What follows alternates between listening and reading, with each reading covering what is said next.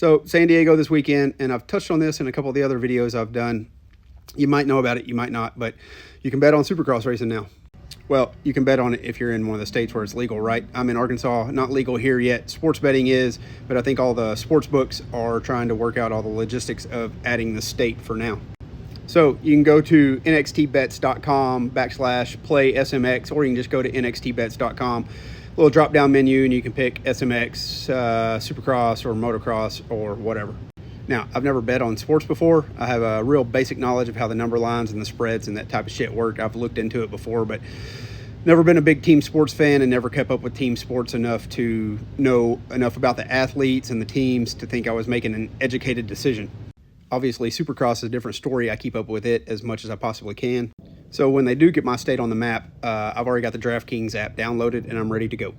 I think I also saw on nxtbets.com that if you went through there and signed up for like DraftKings, if you deposited $5 or $10, they gave you $200 in credit. Now, I already signed up for DraftKings before I found that. So I don't know if that's legit or not, and it's not going to give me credit because it's not legal in my state right now. So, but if you go to NXTBets, possibly get $200 in credits for throwing $5 or $10 in the account.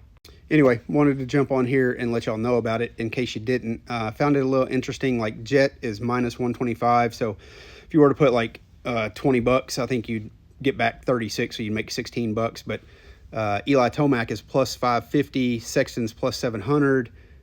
Kenny is plus 2,500. So if you go on the website, they've got this kind of thing. They've got a ton of information on there.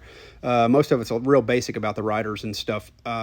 If you're watching this, you probably already know the stuff that they've got on there. But the interesting thing to me was like the Tomac, they show you if you put $20 on Tomac, the payout's 133, right? So you essentially make $113.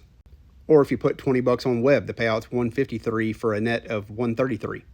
Then you can see Sexton payouts 166, Hunter 232, Anderson payouts 350 on a $20 bet, and Kenny's plus 2,500. So a $20 bet on plus 2,500 would be $500.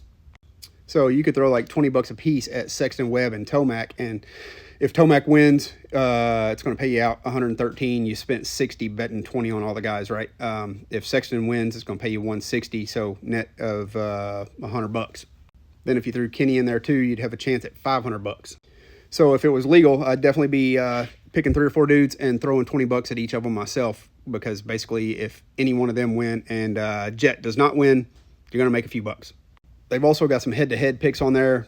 Cooper Webb, Eli Tomac. So you put $20 on Webb and he beats Tomac, you make $17.